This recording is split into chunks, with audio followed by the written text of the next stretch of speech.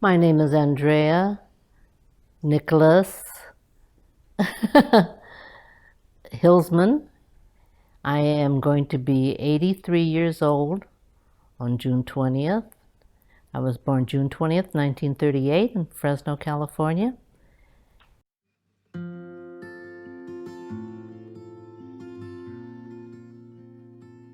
And I went to school here in Sacramento, and then I moved to Stockton in 1945 after the war and went to school there. Went all the way through, got my bachelor's. It took me a long time to get my bachelor's degree because I got married and had kids, and so I did not get my bachelor's degree in education until 1970 through the Teacher Corps program. I was in the first undergraduate program, and then it took me another 4 years to get my master's. But I wanted to be a teacher, and so for over 30 years I taught. And I started the gifted program for Stockton Unified School District and did that for another 10 years and then retired. And at the same time, since I had a background in stenography, medical stenography, I worked for St. Joseph's Hospital as a medical transcriptionist, and I did that for over 40 years. And just retired in 2016, the year that we got married. So what was the other question? I think that makes you 150 years old. I did a lot in that time. And I got married and had 5 children. But it's been a long and fun ride. The first time that I remember about being in public transit was in 1942 when I was about 4 years old, and my mom and dad had found a sign that said all those of Japanese descent are to be rounded up and taken on and moved to a relocation camp.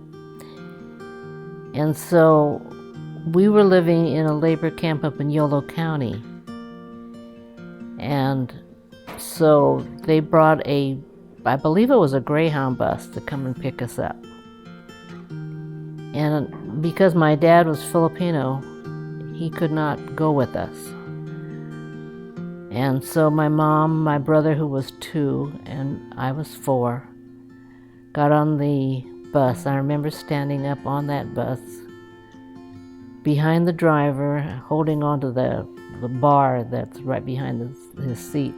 My mom and brother were seated right in front of me. And I remember what I was wearing, a little flowered dress.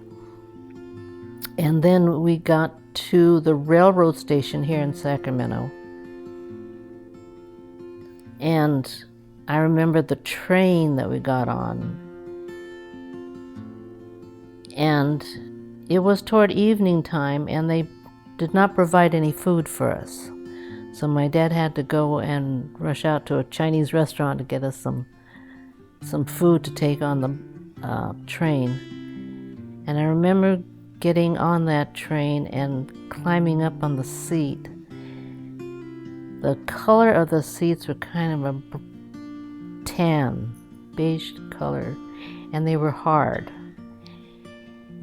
And I was restless and I couldn't sleep, and it was starting to get dark, and a soldier came by, and he looked at me because I was moving around, and he says, "Go to sleep." And it scared the heck out of me because he was a big guy, and I remember he was carrying a gun. Why he was carrying a gun, I don't know, but it scared me. And then it took us about a day and a half, I think, to reach Tule Lake. And that was my first train ride. They used to take the children and take them to the laundry room where we had our own little towels with our name on it. And then, because it was out in a dry desert, they took us out into the desert area, and we would pick the shells that we found there in the desert, string them up and make necklaces. And I remember painting mine a bright blue, and I hung it on the back of the door of the laundry room. And after that, we left to go back home, and I forgot my necklace. So that's the main thing I remember about the camp. I remember we had to eat assembly line for meals, and they didn't know how to fix rice for Japanese people. You know, you just have it steamed. What they did, the American style, was they would put butter in it, and my mother couldn't eat it that way. And I don't remember whether I ate it. I must have, but that's all I remember, being in one big dining room, having rice with butter, and I didn't like it. And they served us macaroni, which I didn't like then either. My brother was 2 years old, and all he did was cry. I remember that because he missed my dad. And I remember that we had to sleep on cots, and I didn't want to get into the cot because I thought I would fall out, because they were the narrow ones for one person. I remember that she was very quiet, and because she was there with us and the other Japanese could see that we were not full-blooded Japanese, that they kind of stayed away from her, because it was at that time you weren't supposed to marry outside of your own ethnic group. And I remember her being very quiet about it. She never talked about the camp until much, much later, after my dad passed away. And sometimes I would take her to Reno to go gamble, and we'd go on the bus. And on the way back, when it was dark, she would kind of open up a little bit and talk to me about it, about how she felt isolated and everything like that, because nobody wanted to be by her. I actually like train traveling now, and if I had a choice, I think I would rather go by train than to fly. So no, I don't have any bad thoughts about the train. Well, it really saddens me to see what's happening in society now between all the different ethnic groups. And I wanted to become a teacher, I think, because I wanted to reach out to the students that I had and teach them about getting along with others. Not so much the academics, but I wanted them to realize that they're all human beings and we're all here to help each other. And so I became a multicultural specialist, and I did that for 7 to 8 years until the funds ran out.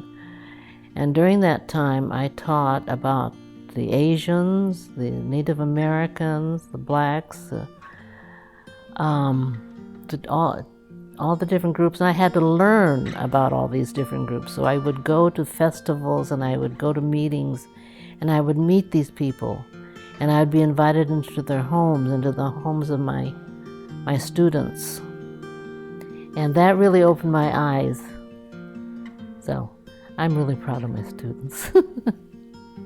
I just wish that there were more places where kids can gather and get to know each other, so we don't have these problems with kids running around on the streets and getting into trouble, you know, so. I don't go out as much as I used to because of my Parkinson's, but I do take hula lessons. That's one thing. My daughters all became Polynesian dancers, and I thought, that would be nice. The only one I know is hukilau. And I says, I taught that to my students when we studied Hawaii and everything, but I says, I don't know the other dances. So we have a lady here who is older than I am. She's 86. And she teaches hula once a week. So I go. And it's a lot of fun. 89? Oh, I'm sorry. I thought she was 86. Maybe she's the one you should have interviewed. No, I think I've been very blessed. I've had a long life. I have a wonderful husband. I wish I had met him earlier. Can we get the husband over here to sit right here for a moment? I have wonderful grandchildren. I did lose my youngest daughter 2 years ago. But my other children, you worry about them as they're growing up.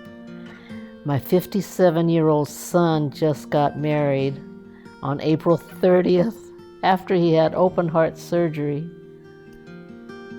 And I prayed that he would live through that, and he did. So I went with a couple of friends and one of our dance teachers, and she had recommended that we go to the Carmichael Elks because they have a nice dance floor, and they have dances once a month on a Monday. So I took Mondays off from my work at the hospital, and I went there, and I was sitting at one of the back tables, and we were early before the bands had set up. So I was waiting there, and he came in. I didn't pay attention, but he came in, and everybody there said, "Dave!" And of course I look up, who's this Dave? And he's wearing his hat. You were wearing your Greek hat. And so I said, and then he started dancing by himself out on the floor. And I says, okay, I gotta meet this guy. So he was out there on the dance floor, and they had a ladies' choice. So I made a point to make sure that when I started dancing that I got close enough that I could tap him on the shoulder. He almost got away, so I grabbed his shirt. And then I told him, you owe me a dance. He didn't owe me a dance, but I told him he owed me a dance. So he did come over to ask me for another dance, but at the same time he said, you see that other woman over there? I'll never let you down on this. See that other woman? She's the one I dance with the most. And I said, is he trying to tell me something? Then he tried to tell me that it was Filipino. I had Filipino blood in him. I looked at your blue hazel eyes and I said, no way. But you found out you were wrong. I was wrong. He's the best thing that ever happened to me. He does all the work. I do the cooking. How many people do you know was a teacher, then she'd change her clothes, go to the hospital, she'd be a transcriber, and raise 5 kids at the same time? That's not an easy task. Women are amazing. It's incredible. What you can do, yeah. You don't think you can do it, but you can. And